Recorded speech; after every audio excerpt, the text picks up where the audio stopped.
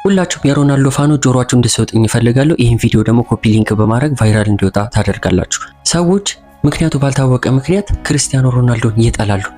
አጠር ባለች ምሳሌ ይሄንን ታሪክ ተጋበዙልኝና ወደ ጥያቄው እመለሳለሁ። እንዴት ከመጀመሪያው እስከ መጨረሻው ሲጠላና ሲተች ይኖራል?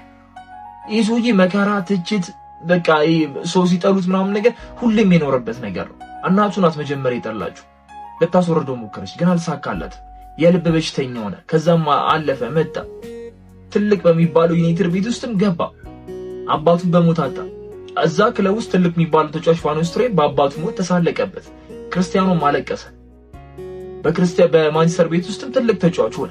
የሚገርም ዓመት። ማንም የእግር ኳስ ተጫዋች በአንድ ዓመት ውስጥ ያንን ነገር ሊያደርግ የማይችለውን ነገር እሱ አርጎት አሳያቸው። ወደ ማድሪድም ሄደ። የማድሪድ ከፍተኛ ጎልም ማስቆጣሪ ነው። በማድሪድ ትላልቅ ነገሮችን አሳክቷል። ግን በመጨረሻም ሲወጣ ክብር ያለው አሸናፊ አይደለም የተሸኘው ክርስቲያኖ። አንድ ጨዋታ ተጫውቶ እንደ ተራ ተጫዋች ነው የወጣው ክርስቲያኖ። ቤንዜማ ክብር ተሰጥቶት አልቅሶ ምናም ተሰናብቶ ነው ሄደው። ራሞስ ምናም ብዙ ተጫዋቾች ሌጀንዶቻቸው። ክርስቲያኖ በዛው ነው ጁቬንቱስ ሄደ።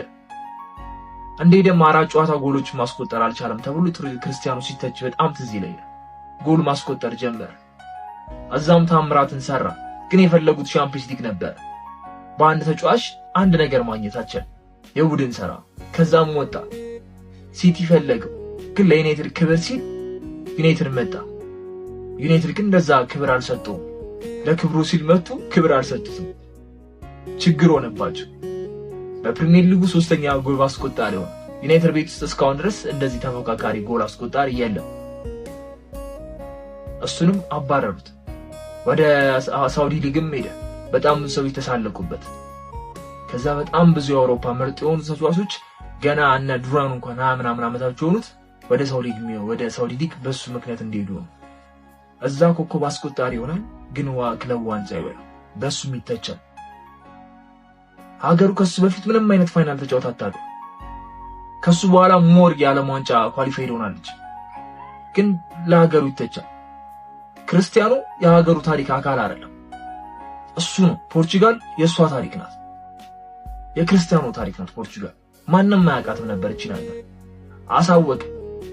እስካሁን ድረስ 40 ዓመቱ ላይ የይዞይ ጎሎችን ያስቆጥራል። ጎሉ አያምርም ተብሎ ይተቻል።